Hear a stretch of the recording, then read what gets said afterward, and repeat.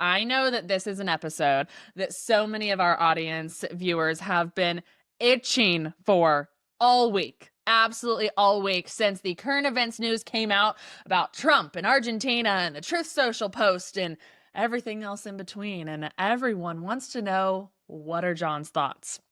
What does John have to say about this? Well, John and I break it down today. We get nitty gritty and we get real honest and we talk about what is going on, our thoughts, our candid thoughts, just from different conversations that we've had with other people about this, from our sources in DC, just different things that have kind of got our minds turning right now and what our thoughts kind of are on everything.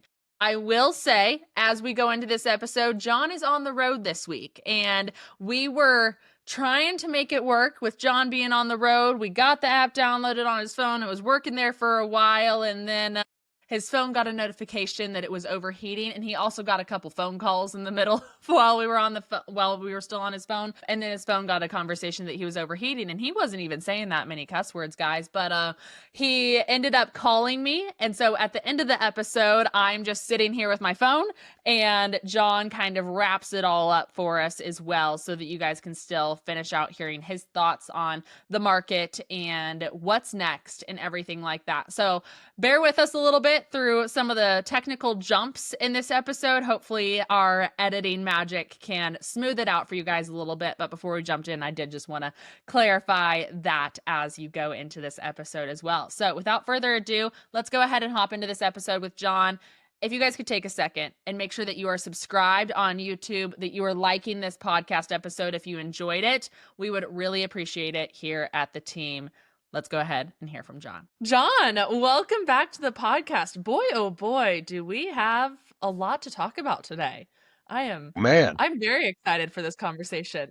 You may not be when we're done. We'll see how it goes.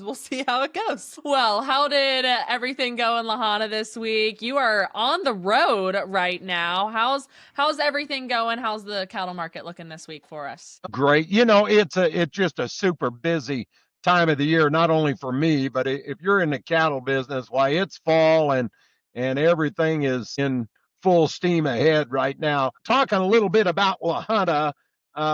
Yes, we were the victim of limit down on Friday with our sale Monday, first big calf sale. We had 7,078 cattle here in Lahana. Some of the real front end calves, the wean calves, those big strings of reputation calves, I'm going to call them steady. They were probably a little softer, but boy, oh boy, the bulk of our calves, I would have to tell you 5 to as much as 15 lower. I'll kind of give you some of the highlights, but here's some 365-pound steers, and I'm telling you about the very best. $6.10 a pound, 4-weight calves up to $5.80. We still had some 5-weight steers knocking right on $5. Load lots, all black, all weaned. And some unweaned, big, but again, reputation calves, high quality, 640 weight steers from down here by Trinidad, just, all out of Keneally Angus bulls, everything right about them. Load lots brought 414. They're big brothers, again, right off the cow, 700 pounders at $390. Over on the heifer side here in Lahana, 355-pound heifers at $555. We had some 420-weight heifers up as high as $520, and 5-weight heifers, $432.5, and 6-weight heifers up to $380. But that's kind of where I thought the pressure was. We would have 6-weight heifers last week as high as $4. So, and had more of them this week and probably more depth in the quality. So it was lower. Yeah, it definitely was. Our markets definitely got hit early on this week, and we've been seeing it. We've been feeling it. That's for sure. What about other markets across the winter livestock families? Is definitely a trend that we saw kind of across the board, or what are your thoughts there? Yeah, it really was. Now, Riverton had an outstanding sale. Their sale the next day on Tuesday, but kind of like ours, here's some 420 weight steers at 596. They had 5-weight steers at Riverton, Wyoming at 5.25. Had 6-weight cattle up to 430. Heifer side, I thought, you go down these prices, they were within $1 of kind of what we got done. 420 at 521 a pound. They had some 5-weight heifers at 444 and some 6-weights. Our best was 380. Riverton's best was 375. So we're talking about the same thing. Dodge City, kind of a steady affair. 390-pound steers in Dodge City. This would have been yesterday, Wednesday, at 560. 500-pound steers. Now that'd be cheaper. 482. 640 weight cattle up to $4. But again, La Junta and Riverton would be selling a lot of front end. We're in the thick of our cattle numbers, big numbers, and Dodge City is just kind of starting on their calves. Wouldn't have the numbers or the numbers of high quality calves that we would have here in Colorado and Wyoming. But again, Dodge City 4-weight heifers at 468. 5-weight heifers up to 390, 7-weight heifer at 69. Pratt, Kansas, and it'll be interesting to see how they get along today. But last week, they just lit the board up. Of course, we were going from, everything had caught another gear by midweek last week, and we were back off to the races. And Pratt really resembled that. They called their deal 4 to 12 higher. As we did in La Junta last week, and to Pratt as much as 25 higher. 4-weight steers, 640. 5-weight steers, 544. 6-weight steers last Thursday now, 435. Some big 8-weight guys, 381. So, you kind of compare Monday with the Thursday before. Monday, we had to go through the hard announcement that came out over the weekend, where Thursday they were just reeling off all the good news that took place Tuesday, Wednesday, which good for them. 4.25 weight heifers at Pratt, 565, 522-pound heifers at 482.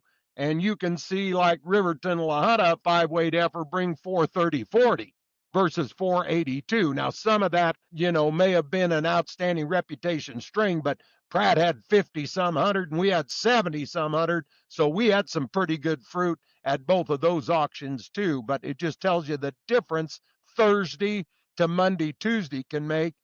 Salina not getting a lot of calves, but again, last Thursday, a week ago today, which is old news, but 3 to 7 higher at Salina as well. But they'll probably take it on the chin today, Thursday especially. But I hope not. But that kind of remains to be seen. And I should have all those reports, but I've got a good excuse why on the road, and I think my cat had kittens, and so I've been worried about that.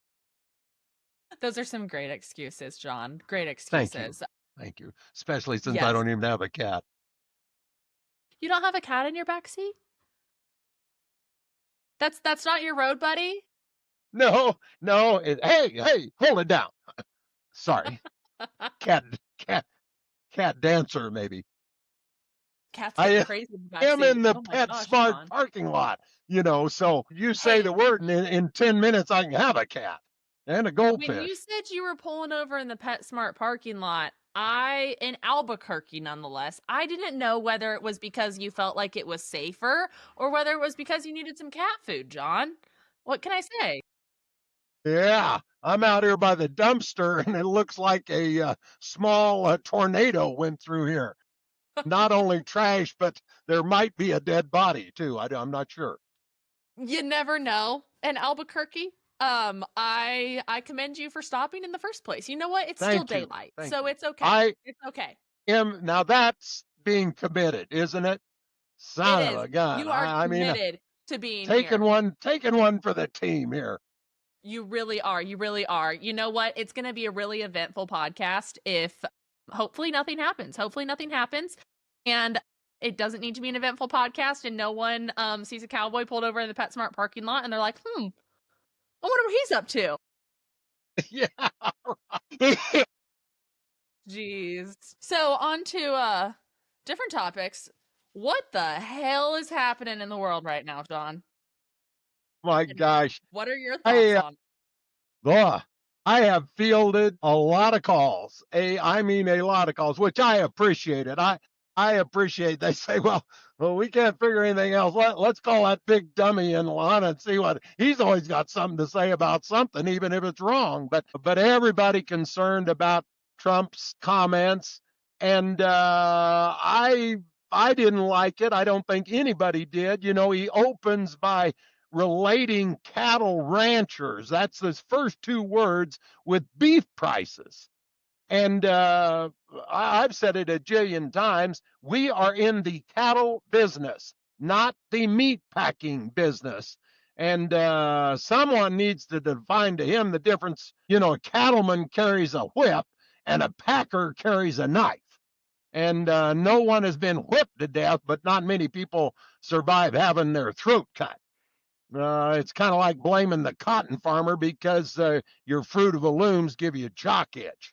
But I don't know much. But you know, I do think I can tell when someone is pissed off, and I think Trump's tone on the Truth Social quote was not coming from a happy camper. First of all, in just kind of reference to the whole matter, if Argentina committed 100% of their total exports to the U.S., it would raise our total meat supply by a whopping 2.5%. You know, hell, it wouldn't keep Meals on Wheels in cheeseburgers, let alone lower the beef price. Second of all is, you know, who handles all the meat when it gets to the U.S.? I mean, is the USDA going to set up a card table and give it away like the nacho cheese program? Or maybe if you give a quart of blood, why, you get a free pound of hamburger? Why, you know, hell no. They're going to give it to the same Brazilian meat packer that got us into all this trouble in the first place and hope that the packer sells it to the consumer real cheap. Yeah, that's really going to happen. So, you know, I either think Donald J. has been drinking his own bathwater or somebody's feeding him full of coon caca. Or what I really think happened is that a bunch of politicians and cowboys with white hats and no cows stuffed their pockets with checkoff dollars and went to straighten Trump out, and he turned around, spanked their ass, shit in their nest, and sent them back home, is what I think happened. You know, they got nothing accomplished. The commodities crashed $25 a hundred, and it cost every calf seller from $100 to $150 a head right at the beginning of the fall calf run. So also from a guy that bought these calves on Monday and Tuesday, whoever you might be, today you woke up and they're worth a smooth $100 a head less than what you give for them 2 days ago. So thank you very much for everybody that went back there and pissed him off. Have a sucker and a cigar, a big ribeye on me on your trip back home. And that's really what I think happened. And I'm still a Trump guy. I despise what he said. Horrible. But those were words of vengeance. You know, I mean, you cowboys, by God, I got you in the spot you're in now. You'd be busted on your ass like you have been the last 20 years if I wouldn't have put you there. That is not a tone that comes from somebody that hasn't recently been agitated. And I think somebody went up there and said, we're going to spank your ass, Mr. Trump, and tell you how the shit goes down. And we're upset over this and da da da da da. And rightfully so. We are. But man, oh man, you can't poke the lion with a sharp stick. And he's got a bigger ego than anybody. But all you did is, like I said, he changed nothing. They accomplished nothing other than train wreck everybody out here trying to sell their calves that they get to sell once a year.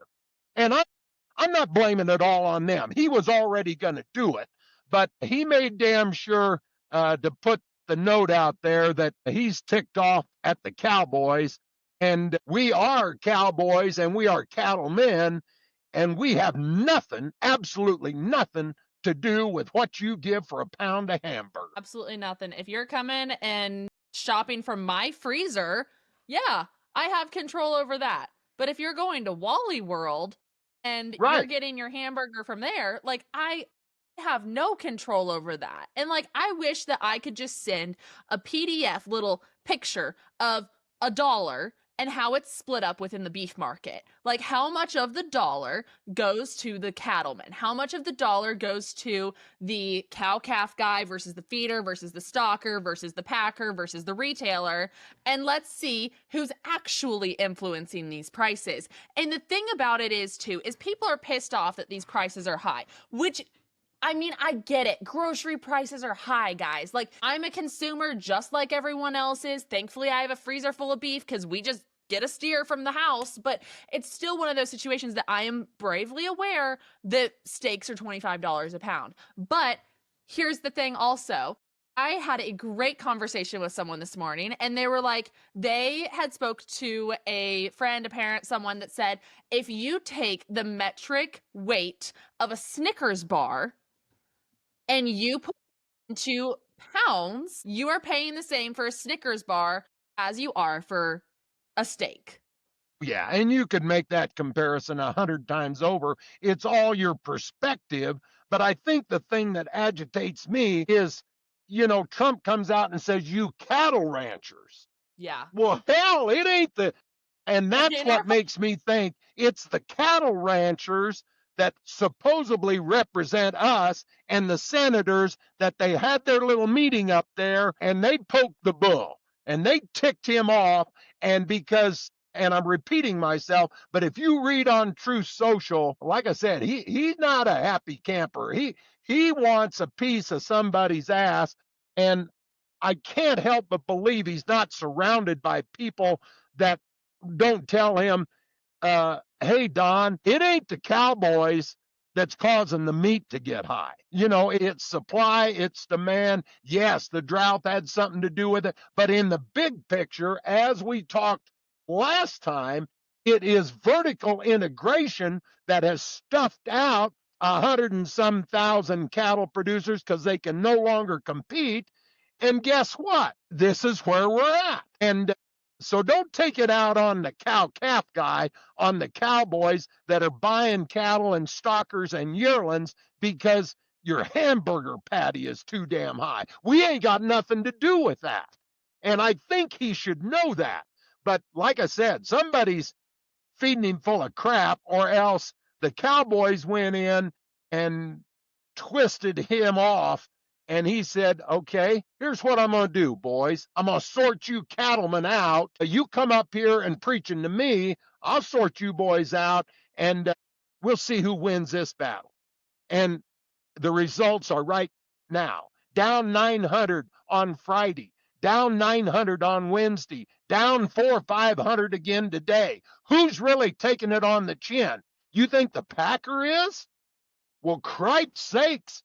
In 4 days, you're selling calves, hell, adios, 150, $200 a head. Yeah. And we're not even selling cheeseburgers. Man, you talk, and I'm still a Trump fan, but it infuriates me. But what I really want to know, and I'm speculating on that, I want to know who ticked him off. You know what I mean? And he was going to do it anyway. But like, here's my thing with it is, like, yeah, someone walked in and pissed him off. Someone walked in and pissed him off because, like you said, that post on Truth Social was very aggravated. That's the way I interpreted it. I'm gonna read it. I'm gonna read it real quick. I know what it says. Yeah. Just for anyone else who hasn't read it, but it says, yeah, no. Good. Make cattle ranchers who I love don't understand that the only reason they are doing so well for the first time in decades is because I put tariffs on cattle coming into the United States, including a 50% tariff on Brazil. They also have to get their prices down because the consumer is a very big factor in my thinking also. This is obviously someone who got ticked off, who we went up in arms off of his comments about Argentinian beef and bringing in more imports and all of these things, and rightfully so. Like, I understand where the cattle producer is coming from with this. I also think that our reaction caused more of a market reaction due to the news than bringing in Argentinian beef actually would have caused to the market. Because, like you said, it would have impacted it 2%. We have other countries that we import significantly more beef in than we do Argentina. And it's one of those situations that, yes, like, it's annoying. I'm not happy he said it. Do I agree with a single thing he said? Absolutely not. Do I still think that, like, his policies have been great? He's been doing a great job on other things? Yes.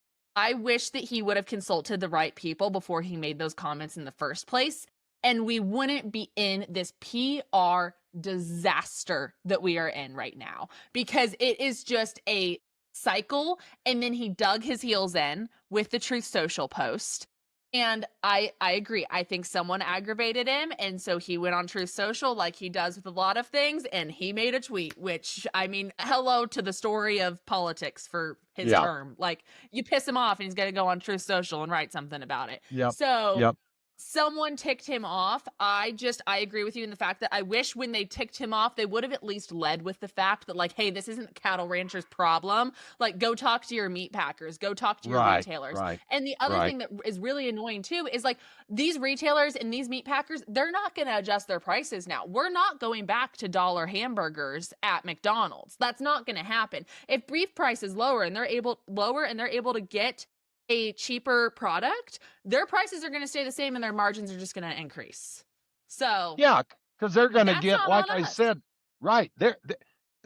Trump's got to get the beef in their hands because they're the only ones that can handle and distribute it and grind it and take care of it. So you're putting it right into the Brazilians' hands, and you're saying, well, yeah, be sure when we give you all this meat, you can back off the price now for the boys. And hell, they'll blend that product with the U.S. product, put a label on it, and okay, what are you going to do? Mark it down 20 cents a pound, or 30 or 50, and all of a sudden everybody's got smiley faces now. Again, it only accounts for 2% if they'd send every bit of the Argentine meat here. Forget about all the other places they send it. So you're exactly right. When all you've done is created a media firefall or firestorm rather.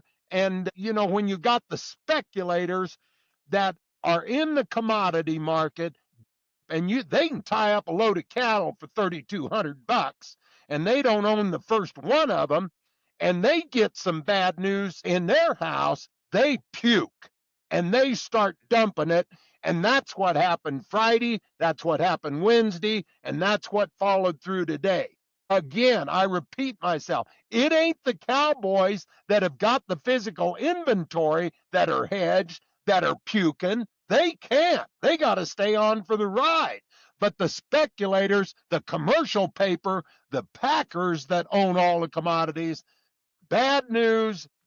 Markets do not like indecisiveness. They do not like bad news. And those guys will puke them up and say, we're stepping out and we're going to wait and see how all this shit shakes out. And then we'll decide what we want to do. In the meantime, you cowboys holding the physical inventory, here's your sign.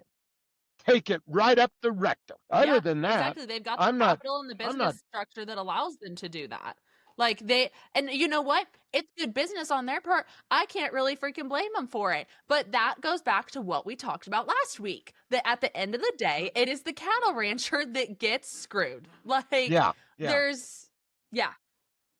And I don't care if he's a commodity trader or not. At these levels, Lauren, everybody that is buying feeder cattle, buying calves, is either buying insurance or shorting the board or doing some kind of a spread that all three of those are reflected to the CME, the Chicago Mercantile Exchange, and when you rip $25 out of that, everybody says, I got to buy them cheaper. Yeah. Yeah, no, it's crazy. And one thing about it is one media story causes this much of a disruption to our entire industry. Like, we have seen the fire get absolutely lit on the haystack and everything went up in flames. People's reaction, in my opinion, was a little too harsh, a little too quick. But that is PR. Like, that is public relations. That is why these major corporations pay hundreds of thousands of dollars and millions of dollars for good PR teams, because they don't want the haystack to go up in flames, right? And so I think that the reaction was a little bonkers, and then Trump dug his heels in, and it just made it worse. Like, now everyone's really focused on it. Everyone is reporting on this. We were talking last week about how, like, just keep us out of the media. Stop talking about us. No one needs to hear about the cattle industry. Just let us do our thing. And now everyone is talking about us. Yeah. And they're not going to stop. Hopefully this news cycle is quick. Luckily, most of the news cycles in DC are quick, but the news cycle of the cattle industry is not quick. And I think that this is going to be something that we're probably going to be feeling for a little while. The market correction needs to come.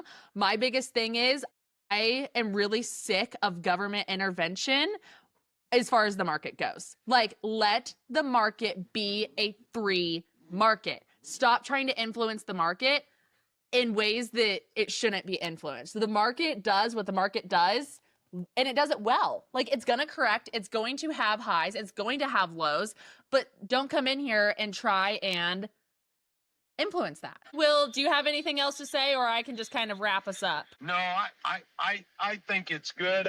Other than, you might put, we shared thoughts that, fundamentally, I don't think a damn thing has changed. We have yet to get the first pound of meat from anywhere. And, fundamentals are still, supply and demand, I think, are still going to pan out.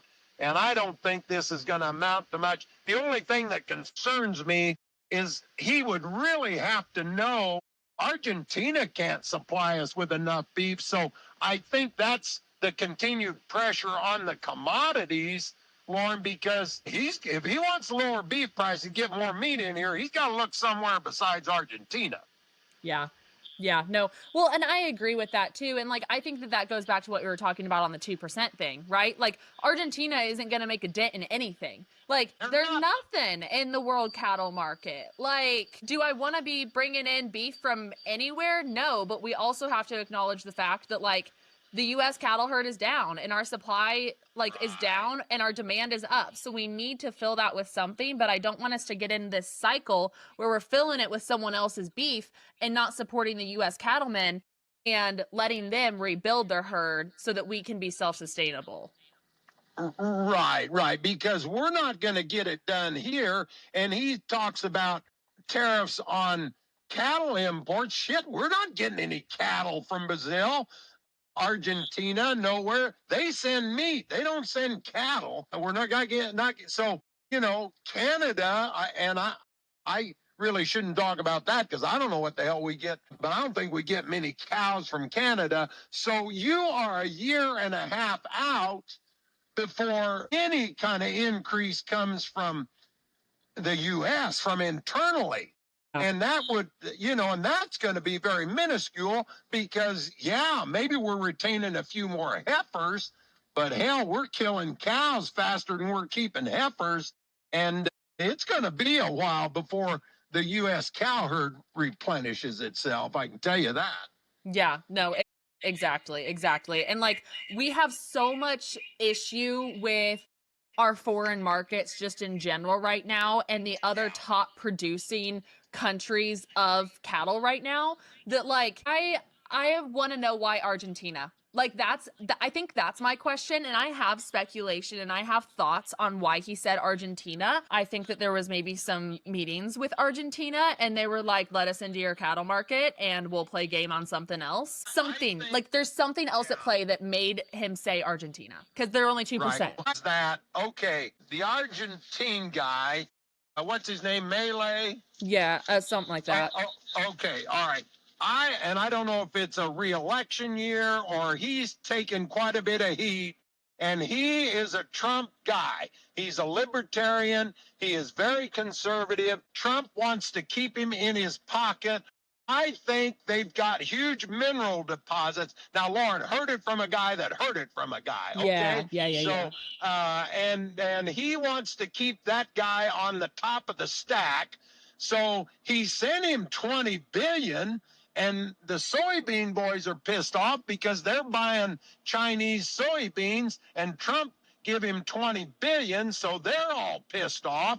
The cattle guys are pissed because he's going to let them bring meat in duty free, and he's playing a card with, he needs something Argentina has got. And these are the cards that he's got to play. We've got a really good beef market. Hell, pat yourself on the back that you made a deal and you dumped a bunch of meat in the U.S. at a hell of double the price that you can get for it there. And I'll give you 20 billion also. And then let's talk again here down the road after we get you reelected and all the people love you.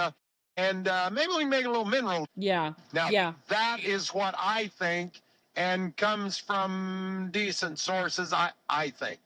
Yeah. Well, I mean, it makes sense, right? Like, you think about it and you're like, strategically, it doesn't make a whole hell of a lot of sense to play ball with Argentina on a cattle market alone. Like, that is it.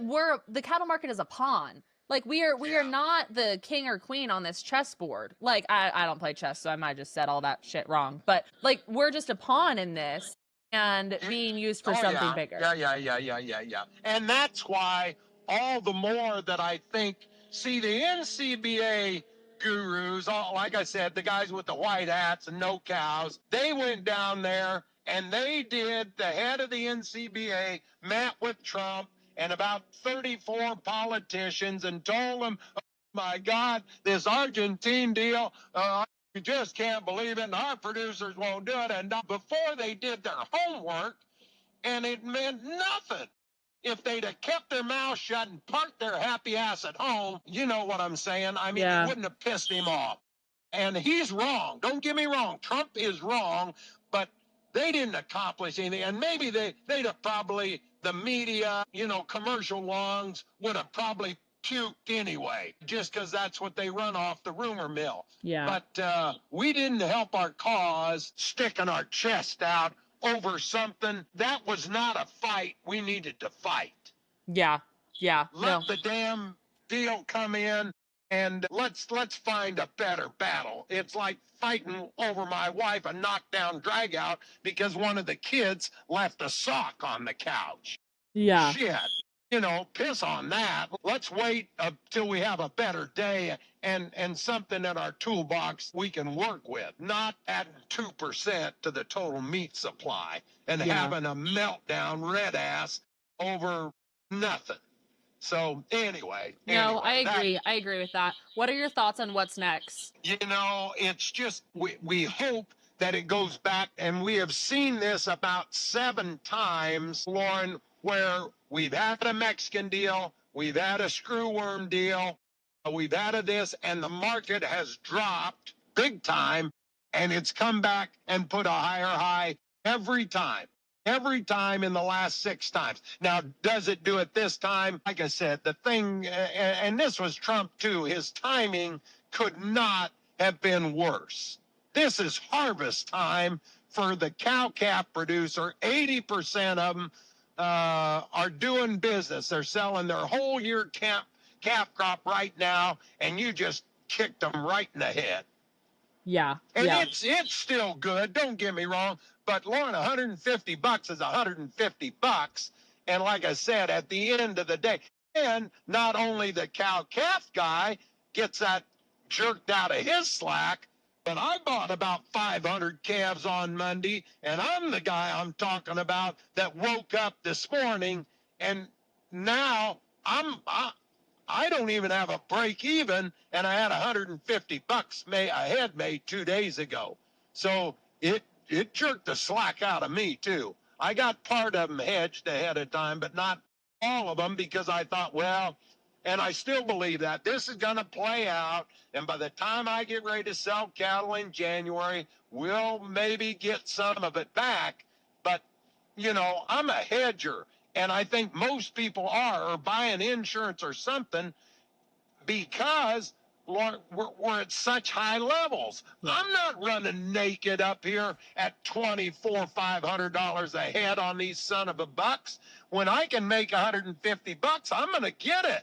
Yeah. Well, hell, I didn't even have time to get it. They kicked the ladder out from under me down the limit. You couldn't sell them if you wanted to. Yeah, no, I agree with that. I think that this is a season, and it's just a season that just happened to come at a really freaking bad time. Like, yeah. I wish that this would have been 3 months ago or something like that. That way we could have had time to recover and could have had time to come back from this before calf run, before everyone is selling. And I'm just praying that we come back in January and February and we're ready to play ball again. The market is corrected and we're doing what we need to do as far as the cattle industry goes. Yeah. And the market is, like I said, it's real indecisive. I mean, you start hearing stuff about, well, I remember what happened in 74 when Nixon put a freeze on it.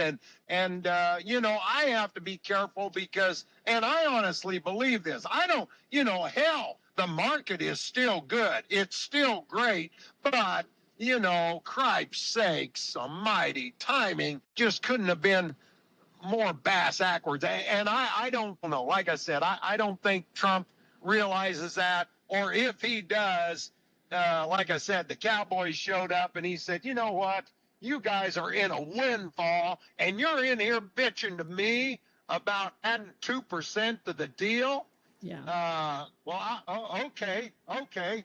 And his ego took over. Well, you know the rest of the story. I've already said it. But, and I don't know that that's what happened, but it comes from a pretty good source that they all got together and told Trump what their displeasure was. And I was mad too. But I was mad after the fact. If they'd have left it the hell alone, we wouldn't be going through any of this crap. Yeah. Story of the day. Like, it was 2%. We reacted a lot to 2%, and the media grabbed it and they ran with it. And we all fell victim to it because you see those headlines and it's easy to get wrapped into them really quickly and not know the full story and not know everything that's going on. And I hope that this is a season and that we're able to push through. And that hopefully for everyone selling right now that things start to correct in the next few weeks. And you know what? If they don't, then remembering that, hey, we got spring. Like, spring will be here and we can push through until then. We just got to get through winter and get through these next few months. But yeah, I don't agree with anything that was said, but hopefully we can move forward from this. Yeah. Well, but the market's emotion. Yeah. You know what I mean? And nobody, it's kind of like the space shuttle. Ask Lauren and John what they think of the space shuttle, and all we can tell you is about what we heard on the news. Yeah. Shit, we don't know nothing about the space shuttle. Well, you tell a bunch of commercial longs that you're going to dump all this meat on the market, and they think, my God, get me out. Yeah. Because the biggest player in the, is some fund that's by the retired teachers union. Hey, Charlie, shit, we're in the cattle futures, and we're going to have a bunch of pissed off retired teachers. If we hand their ass to them, I say we get out. Yeah. And that is fact. I mean, that's what makes up these commercial longs and all this stuff. Hell, they're not going to dig around and wait around. Well, let's relax. Let the market fall $25, $100, because the fact is it doesn't make that much difference. Well, guess what, Joe? You just cost our investors X amount of jillions of dollars while you were parked on your ass investigating what really is happening, and the emotion of it wrecked the market. Doesn't matter what's fact or what's not fact. Yeah, it's the emotion because, I mean, it takes too long to gather the facts. Like, people see, they got to act fast. Like, The people that run these markets, they have to act fast. They see a headline and they've got to act in that second if they want to still maintain their positions and their millions of dollars investments and all of these things. Yeah. Otherwise, they could be out on their ass tomorrow. Like, yeah, it's all so emotion-based. What about the cow-calf guy, schmuck? He's got to sell his now. Yeah, he has no choice. He can't wean them. He don't have no feedlot. He needs the money. They come off the mountain. He's got no place to put them. It's harvest time. He has got a perishable commodity that he's got to do something with, and you're kicking him in the head. Yeah. That's the guy I feel for. Piss on the teachers union and the longs. What about the poor schmuck that's at the bottom of the food chain? His ass kicked because he doesn't have any other option. And Trump's saying it's the ranchers. Yeah. Jesus Christ. We've about wore that out. Lauren, do you kind of get the drift of how I really feel? I think I'm starting to pick up on it, John. I might need you to tell him, like, run us around the merry-go-round a few more times before it really sticks in. But hell, I'm going to have to do so much editing on this episode that I think I'll get it by the end of the night. All right. Well, leave the PowerPoints in, and I know you will. All righty, perfect, John. Well, thank you for... See you later. Yes, we'll see you later. Thanks, John. Bye. Thank you guys for sticking with us through that episode today. I know it was a little crazy, but John and I really wanted to get this episode recorded and out to you guys. This is hot news, and I know every single one of you really care about what's going on right now, and a lot of you want to hear John's thoughts and hear John's opinions, and so we really wanted to get this out to you today. So sorry about the choppiness of the episode and the little impromptu DIY that we had to do there at the end. I hope that you guys were still able to hear John and stay engaged and all of the things like that. You kind of got a glimpse into John and I's thoughts and opinions on the market, Trump's comments on Argentina beef, and just the cattle market in general. It's been a wild week for the cattle rancher. Our thoughts and our prayers are with every single one of you. I do want you to know that for everyone that does have to be in that position of taking your cattle to the sale barn and you don't have another choice and you're getting screwed right now, our thoughts and our prayers are with you. I feel you. It is not an easy time to be a cattle rancher, and the timing couldn't have been worse. But hopefully John and I's thoughts today and just our conversation was able to spark some thoughts in your own mind, and you're able to have some really great, fruitful conversations with those around you about what is going on right now, what the cattle market is looking like, and that John was just able to glean some insight for all of you today. Thank you so much for listening to another episode of the CattleUSA Daily Podcast. We will see you all next time, and hopefully next week, John and I are able to figure out our technical difficulties as well. So thanks, y'all. Have a good one.